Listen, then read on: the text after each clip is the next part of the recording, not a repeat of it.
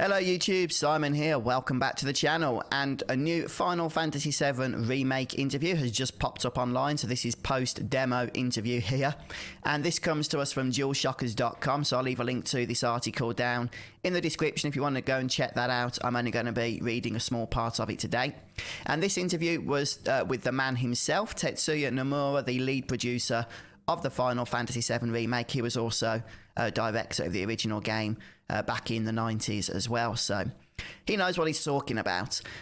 And what he is talking about is, you know, some of the side quest content and the scope of the remake, because we all know by this point, if you don't, I'm sorry to break this to you, that the Final Fantasy VII Remake is being split into multiple parts or episodes, although I think Square have moved away from the language of episodes. They're just saying parts now. And what they're going to be doing is focusing on Midgar for the upcoming April Final Fantasy VII Remake release. So that's the first 5 to 10 hours of the original game, but this is of course being fully fleshed out into its own full game here, with a full game price tag on it. So what Tetsuya Nomura is doing, and pretty much what Square have been doing for the last few months, is reassuring fans that even though the game is being split up and the original story is being split up, it's not just some kind of cash grab. I mean, obviously, it is going to be a money-based decision by Square at the end of the day. They are a business, but they are justifying that decision by giving us a lot more content in the long run. Now, some of that content, and in fact, most of that content is stuff that's still secret to us. We don't know about it. We've had little tidbits of information here and there, and that's just going to continue with this interview. So Tetsuya Nomura is just expanding upon just how much side quest content there is going to be in the upcoming Final Fantasy VII Remake, as he speaks to DualShockers here.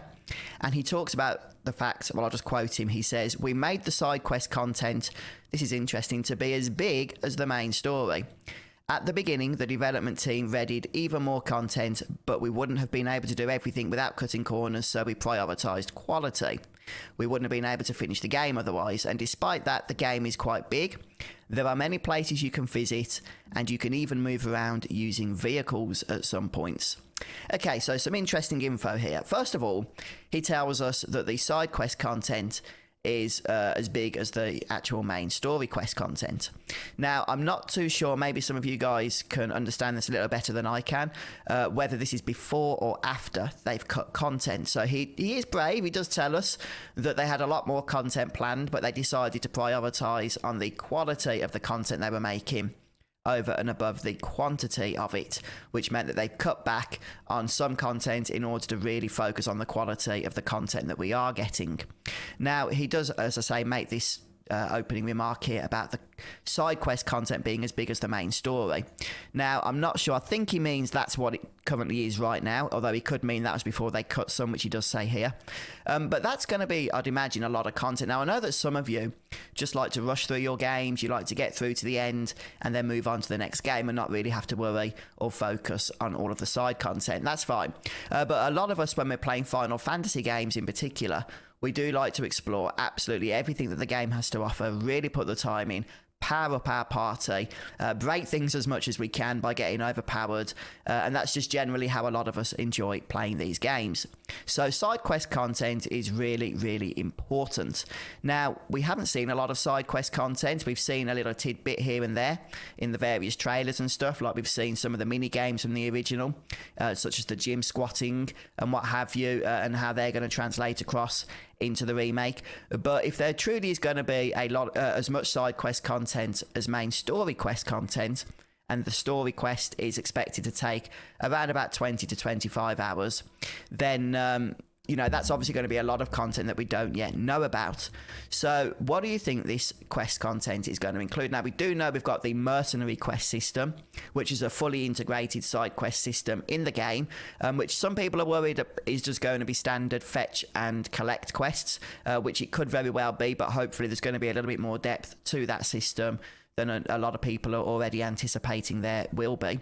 And there's also that huge side quest that revolves around, I can't remember what it's called now, but it's that young kid that's working for Hojo, and he wants the player to go and collect data on all the enemies. So it's kind of like a bestiary system that's tied to materia rewards as well. So we know some of the side quest content, and we can anticipate that some of that is going to be really, really involved. I also expect there to be quite a bit of endgame content in terms of optional bosses. Of course, in the original Final Fantasy VII, you had 2 optional endgame bosses in Ruby and Emerald Weapon. Now, I doubt very much they are going to be making an appearance here, though I hope they will later on down the line in one of the further episodes.